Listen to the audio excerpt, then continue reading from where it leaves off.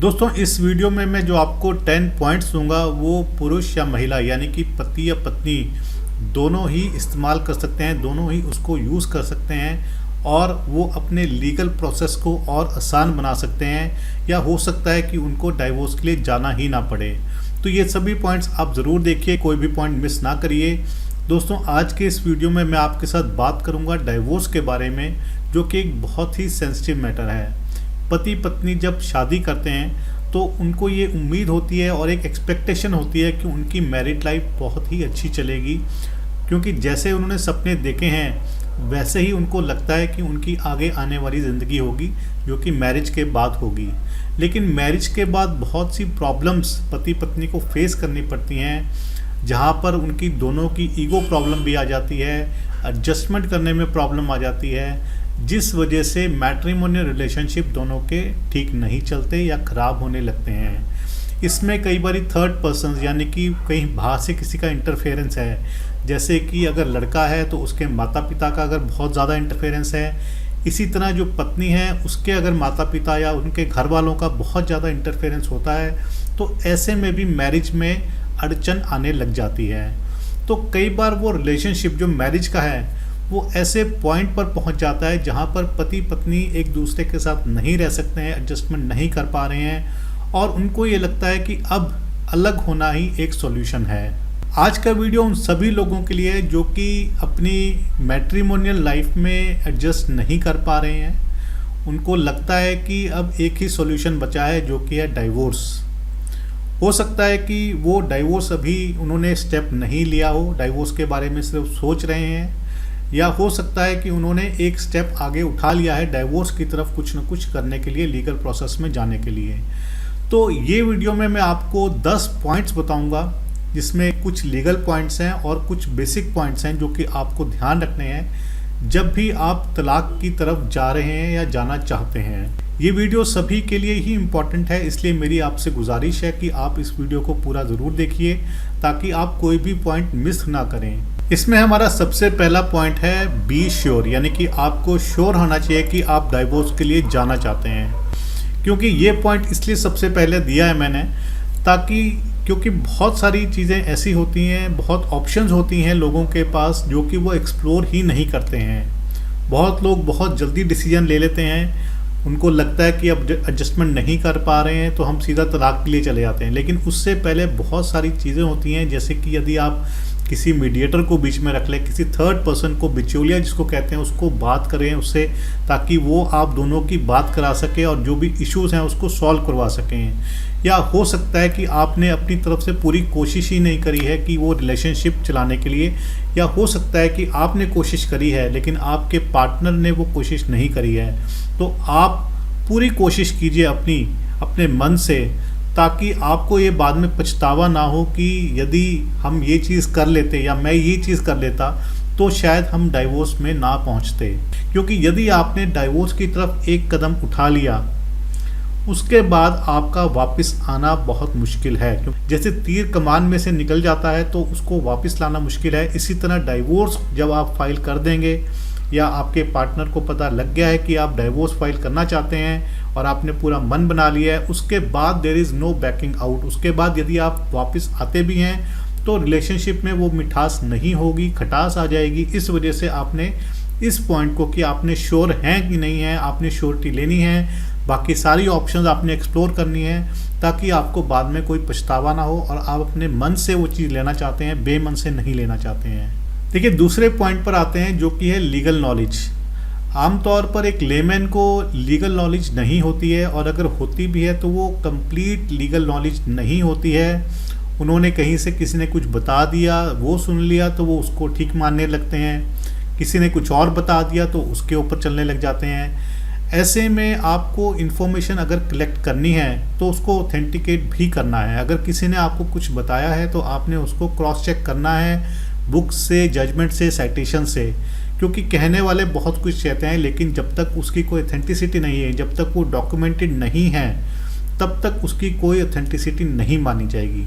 तो legal knowledge के लिए आप कंसल्ट कीजिए एडवोकेट्स को जिनको लीगल नॉलेज होती है, और यदि आपके किसी फ्रेंड्स ने आपको बताई हैं चीज़ें तो आप यदि उन पर विश्वास करना चाहते हैं तो साथ में अपने लॉयर को भी रखिए ताकि वो आपको प्रॉपर गाइड कर सके। इसके बाद आते हैं हम अपने तीसरे पॉइंट पर, जो कि है कि नो योर राइट्स। देखिए इसमें क्योंकि अब डाइवोर्स का मामला है तो इसमें एक जो है पार्टी पत्नी होगी और एक पार्टी होगा पति, यानी कि मेल फीमेल दोनों आ जाते हैं। तो इसमें दोनों के ही अलग अलग राइट्स होते हैं as per the circumstances and facts of the case. तो आपको अपने जो राइट्स हैं, यदि आप हस्बैंड हैं तो आपको पता होना चाहिए कि आपके पास क्या क्या राइट्स हैं डाइवोर्स के लिए, डाइवोर्स में क्या कुछ हो सकता है। इसी तरह यदि आप महिला हैं, वाइफ हैं, तो आपको चीज़ें पता होनी चाहिए कि डाइवोर्स में आपके क्या क्या फैक्ट सर्कमस्टांसेस के हिसाब से क्या क्या आपके राइट्स बनते हैं जो कि आप क्लेम कर सकते हैं डाइवोर्स पिटीशन में। तो ये चीज़ें भी आपने ध्यान रखनी है कि आपको लीगल इन्फॉर्मेशन तो पूरी होनी चाहिए, साथ में अपने जो लीगल राइट्स हैं वो भी आपको पता होने चाहिए। इसके बाद आते हैं हम अपने फोर्थ पॉइंट के ऊपर कि आपने अपनी प्रिवेसी का बहुत ध्यान रखना है। देखिए प्रिवेसी का मतलब होता है कि आपकी जो इन्फॉर्मेशन है वो गलत हाथों में या ऐसे लोगों के पास ना जाए जिसको आप नहीं देना चाहते हैं। देखिए नॉर्मली जब भी मैट्रिमोनियल डिस्प्यूट्स होते हैं तो ऐसे में, क्योंकि पति पत्नी का रिश्ता ऐसा है कि बहुत सारी इन्फॉर्मेशन वो आपस में एक्सचेंज करते हैं ड्यूरिंग द मैट्रिमोनियल रिलेशनशिप। जब रिश्तों में खटास आ जाती है तो बहुत सारी चीज़ें जो कि अंदर होती हैं, जो कि एक हस्बैंड वाइफ के तौर पर हो सकता है कि वाइफ को गलत लगती हों और हो सकता है कि हस्बैंड को गलत लगती हों, तो वो बाहर निकल के आने लगती हैं और वो स्पिल ओवर होने लगती हैं। तो आप हो सकता है कि अपनी कोई बात शेयर करें किसी से तो वो कहीं से कहीं पहुंच जाती हैं, और यदि आपका डाइवोर्स नहीं भी होना हो तो बातें इतनी कॉम्प्लिकेटेड और इतनी मैनिपुलेट हो जाती हैं वो कि आप उनको सच मानने लगते हैं जबकि वो सच नहीं होती हैं। तो इसलिए एक तो अपनी प्रिवेसी का बहुत ध्यान रखना है, जो कि आपकी इन्फॉर्मेशन है आपने जिसको कम्युनिकेट करनी है सोच समझ के कम्युनिकेट करनी है, क्योंकि यदि अगर आपका रिश्ता बच सकता है तो आपने बचाना है। तो ऐसी इन्फॉर्मेशन जो है दूसरी पार्टी तक पहुंच सकती है और कोर्ट में वो इस चीज़ का यूज़ कर सकते हैं आपके ही अगेंस्ट। ऐसी इन्फॉर्मेशन आपने अवॉइड करना है कि किसी भी थर्ड पर्सन को ना जाए। यदि आपने शेयर करनी है तो आप अपने एडवोकेट से, अपने लॉयर से पूछिए कि क्या आप शेयर कर सकते हैं किसी थर्ड पर्सन से, या आप बाय नेम पूछ सकते हैं कि आप इनको शेयर करना चाहते हैं, तो वो आपको प्रॉपरली गाइड करेंगे कि आपने क्या इन्फॉर्मेशन शेयर करनी है और क्या नहीं करनी है। इसके बाद आते हैं हम अपने फिफ्थ पॉइंट के ऊपर, जो कि है कि यदि आपके ऊपर ड्यूरिंग मैरिज किसी भी तरह का अब्यूज़ हुआ है, आपके ऊपर किसी भी तरह की क्रुएल्टी हुई है, डोमेस्टिक वायलेंस हुआ है, तो ऐसे में आपने इमीडिएटली उसकी रिपोर्ट ज़रूर करनी है।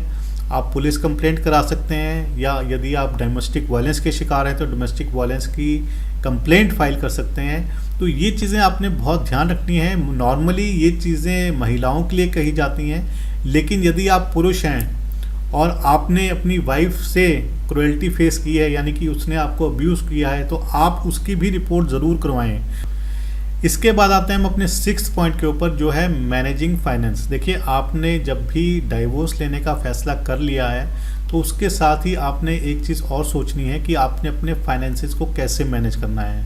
क्योंकि जब भी आप डाइवोर्स में, देखिए अब महिला हो या पुरुष, यानी कि पति हो या पत्नी, अगर दोनों में से कोई भी डाइवोर्स के लिए जा रहा है, इनिशिएट कर रहा है, तो उसको ध्यान रखना होगा। अगर यदि महिला अगर डाइवोर्स के लिए जा रही है तो उसको ये ध्यान रखना होगा कि इस दौरान वो अपना खर्चा कैसे चलाएगी, अपना मेंटेनेंस कैसे करेगी। ठीक है कि वो डाइवोर्स का केस डाल रही है, साथ में वो इंटरम मेंटेनेंस की एप्लीकेशन भी डालेगी या नॉर्मल मेंटेनेंस की एप्लीकेशन भी डालते हैं 125 सीआरपीसी में या डीवी एक्ट में, ये सभी चीज़ें उसके पास ऑप्शन है। लेकिन उसको ये भी देखना होगा कि जब तक वो चीज़ फिक्स नहीं होती तब तक वो कहाँ कैसे मैनेज करेगी। इसी तरह यदि हस्बैंड है तो अगर वो इनिशिएट कर रहा है डाइवोर्स को, तो उसको भी ध्यान रखना होगा कि उसको जो एक्सपेंसेस हैं, देखिए कोर्ट कचहरी के एक्सपेंसेस जो होते ही हैं उसकी मैं बात नहीं कर रहा हूँ, उसके अलावा जो एक्सपेंसेस हैं, जैसे कि अगर महिला मेंटेनेंस मांगती है तो वो कहाँ से उसको मैनेज करेगा, और यदि बच्चे हैं माइनर तो बच्चों का मेंटेनेंस भी उसको देना है। ये सभी चीज़ें आपको ध्यान में रखनी है, तभी आपने अपने डाइवोर्स का डिसीजन लेना है। और यदि आपने ले लिया है तो आपको ये सब चीज़ें भी मैनेज करनी ही पड़ेंगी। हम अगले पॉइंट पर चलते हैं, जो कि हमारा 7th पॉइंट, और वो है थिंक बिफोर एक्शन। यानी कि कोई भी एक्शन लेने से पहले आपने सोचना ज़रूर है। और सोचने का मतलब ये नहीं है कि सिर्फ आपने उसको बारे में सोचना है, आपने उसको लीगली सोचना है कि क्या वो लीगली ठीक है कि नहीं है और आपके लिए कितनी मदद करेगा वो। ऐसे में आप अपने एडवोकेट से, लॉयर से भी मदद ले सकते हैं, क्योंकि देखिए इसमें बहुत सारी चीज़ें हैं कि एविडेंस कलेक्ट करना है, यदि आपने सैलरी है जो अगर मेंटेनेंस है तो उसके बारे में सोचना है कि वाइफ का मेंटेनेंस कैसे प्रूव करना है, कहीं आपने आरटीआई लगानी है, कहीं आपने कंप्लेंट करनी है, कंप्लेंट्स में क्या क्या फैक्ट्स लिखने हैं। तो ये सभी चीज़ें करने से पहले आपने पूरी लीगल इन्फॉर्मेशन लेनी है, साथ ही आपने अपने लीगल एक्सपर्ट लॉयर एडवोकेट से बात करके ही कोई एक्शन लेना है, क्योंकि इसके जो भी कॉन्सिक्वेंसेस हैं वो बाद में निकल के आते हैं जब आपका केस चल रहा होता है, और उस टाइम पे फिर कोई कुछ नहीं कर सकता है। यदि वो आपके नेगेटिव लेके जाएगा इफ़ेक्ट को तो आपका नेगेटिव हो जाएगा, यदि आपने प्रॉपरली थिंक अपॉन करके सब चीज़ें करी होंगी तो आपको वो पॉजिटिव रिजल्ट ज़रूर देगा। इसके बाद हमारा 8th पॉइंट आता है, जो कि है आपने अपने आप को एक्सप्रेस ज़रूर करना है। ये पॉइंट देखिए, जब भी आपके मैट्रिमोनियल रिलेशनशिप में कुछ अनबन चल रही है, आपकी चाहे ईगो प्रॉब्लम है, चाहे एडजस्टमेंट प्रॉब्लम है, चाहे नेचर की प्रॉब्लम है, चाहे किसी थर्ड पर्सन की इंटरफेरेंस है, तो ऐसे में यदि आपने कुछ कहना है अपने पार्टनर को तो आप ज़रूर कहिए। अपने आप को एक्सप्रेस कीजिए, अपने प्यार को एक्सप्रेस कीजिए, अपनी कंप्लेंट्स को एक्सप्रेस कीजिए। देखिए, जब तक आप दोनों आपस में पूरी तरह से बात नहीं करेंगे खुल के, क्योंकि देखिए बाद में यदि आपको ये लगेगा कि हाँ भी अगर मैं उसको ये चीज़ कह देता तो हो सकता है कि वो मेरी चीज़ मान लेती, मुझको समझती और मेरे पास आ जाती। इसी तरह यदि वाइफ को लगता है कि नहीं, मैं हस्बैंड को इस तरह समझाती, इस तरह उनसे बात करती, तो हो सकता है कि मेरी वो बात मान लेते। यदि आप दोनों की कोई भी फीलिंग्स हैं वो आपने एक दूसरे को शेयर ज़रूर करनी है, ताकि आप अपने रिलेशनशिप को बचा सकें, डाइवोर्स में ना जाएं, अपने रिलेशनशिप को बचाएं। और यदि फिर भी आप अगर डाइवोर्स में जाना चाहते हैं तो आपने तब भी अपनी चीज़ें बतानी है, ताकि आपको इस चीज़ का गिला बाद में ना रहे कि मैंने उसको अपनी बातें कम्युनिकेट नहीं करी। लेकिन आपने कम्युनिकेट करनी है तो बहुत ही सलीके से, बहुत ही रिस्पेक्टफुल मैनर में करनी है। कोई किसी भी तरह की आपने किसी से लड़ाई नहीं करनी है। मकसद ये है कि आप अपनी बातों को कम्युनिकेट करिए, ड्यूरिंग मैरिज भी करिए, बिफोर डाइवोर्स यदि आप अपनी मैरिज को सेटल करना चाहते हैं दोबारा से, तो उसमें तो आपको बहुत ही ज़्यादा मेहनत करनी पड़ेगी, अपने आप को एक्सप्रेस करना पड़ेगा ताकि आपका रिलेशनशिप बच जाए। इसके बाद आते हैं हम अपने 9th पॉइंट के ऊपर, जो कि है मैरिज काउंसलिंग। देखिए, बहुत बारी ऐसा होता है कि कम्युनिकेशन गैप की वजह से हस्बैंड वाइफ में डाइवोर्स हो जाता है, या वो डाइवोर्स की तरफ सोचने लगते हैं। रीज़न्स आपको मैंने बताए हैं, बहुत सारे रीज़न्स होते हैं। ऐसे में मैरिज काउंसलिंग एक बहुत इम्पॉर्टेंट स्टेप है जो कि पार्टीज़ को लेना चाहिए, हस्बैंड वाइफ को लेना चाहिए, जिससे कि वो एक out of the box thinking रख सकें। क्योंकि देखिए, जो भी इंसान है वो अपने ही पॉइंट को ठीक बताता है। हस्बैंड होगा तो वो कहेगा कि मेरी ही थिंकिंग ठीक है, वाइफ होगी तो कहेगी मेरी ही थिंकिंग ठीक है, हस्बैंड गलत है। ऐसे में दोनों को ही अपनी थिंकिंग से बाहर आकर सोचना पड़ेगा। इसीलिए मैरिज काउंसलर्स बने होते हैं, मैरिज के जो आपको बताएंगे कि हाँ भी आप दोनों की बात सुनेंगे, आप में क्या एडजस्टमेंट प्रॉब्लम आ रही है, किस तरफ से प्रॉब्लम आ रही है, कैसे उसको सॉल्व करना है, दोनों को कैसे अपनी अंडरस्टैंडिंग बनानी है। तो इसमें आपने मैरिज काउंसलिंग में भी आपने हेल्प लेनी है, ताकि आपको मैरिज आपकी बच सके और डाइवोर्स तक आपको ना पहुंचना पड़े। इसके बाद आता है हमारा 10th point, hire an advocate. देखिए, अब ये 10th पॉइंट सबसे इम्पॉर्टेंट है, क्योंकि अब आपने सारे एफर्ट्स कर लिए हैं, अपनी सारी एनर्जी लगा दी है इसके ऊपर कि आपने रिलेशनशिप को बचाने के लिए, फिर भी आपको कोई उपाय नहीं मिल रहा है और आपने अब डाइवोर्स लेना ही लेना है।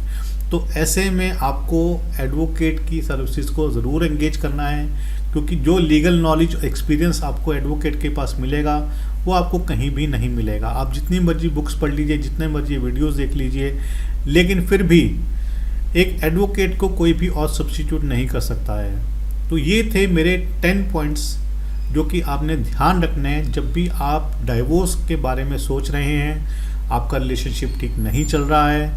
ये 10 पॉइंट्स आपको मदद करेंगे आपके रिलेशनशिप को इम्प्रूव करने में, और हो सकता है कि आपको डाइवोर्स में जाना ही ना पड़े, आपको पहले ही आपका सेटलमेंट यानी कि वापस अपने रिलेशनशिप में आप बैक आ जाएं। और हो सकता है कि यदि आप डाइवोर्स में जाते हैं तो भी आपको ये 10 पॉइंट्स बहुत मदद करेंगे आपके केस में। तो आशा करता हूँ कि आप सभी को ये वीडियो पसंद आया होगा। वीडियो अगर पसंद आया तो वीडियो को लाइक और शेयर ज़रूर कीजिएगा। अगली बारी मिलेंगे नए वीडियो में नए टॉपिक के साथ, तब तक के लिए धन्यवाद। जय हिंद।